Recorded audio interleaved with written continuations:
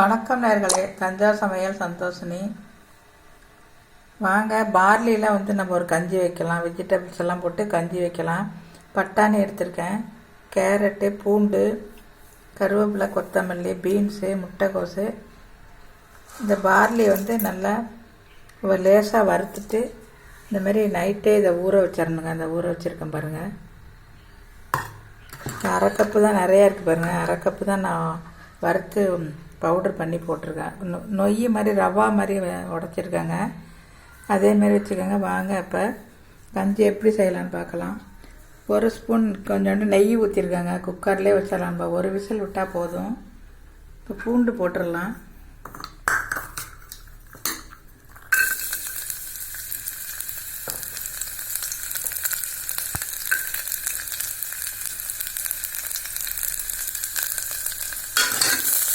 நம்ம பூண்டு போட்டுடலாங்க.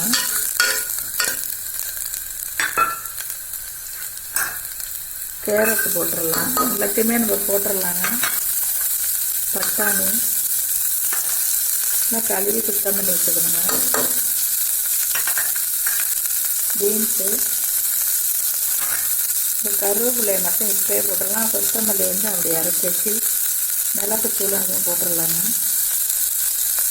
இப்போ நம்ம எல்லாம் போட்டாச்சு. ரொம்ப வதக்க வேணாம், லேசாக வதக்கிட்டு இப்போ நம்ம இந்த பார்லி ஊற வச்சதை நம்ம இதில் ஊற்றிடலாங்க. தண்ணி 2 கிளாஸ் சேர்த்துடலாம்.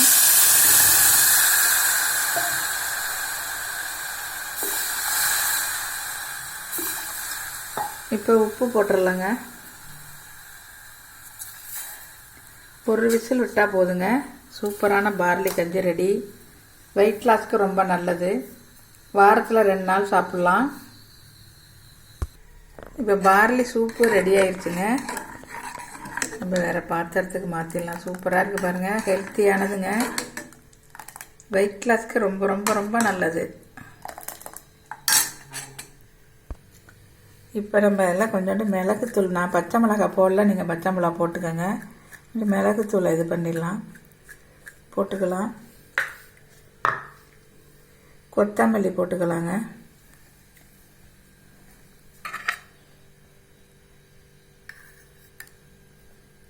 பார்லி சூப்பு ரெடி ஆயிடுச்சுங்க. நீங்களும் இந்த செஞ்சு பாருங்கள்.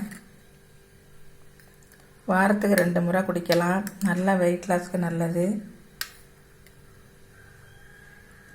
கருவேப்பிலையும் போட்டிருக்கேங்க. அந்த சாறு அதில் இறங்கணுங்கிறதுக்காக கருவேப்பிலை போட்டிருக்கேன், ஒரு கொத்து.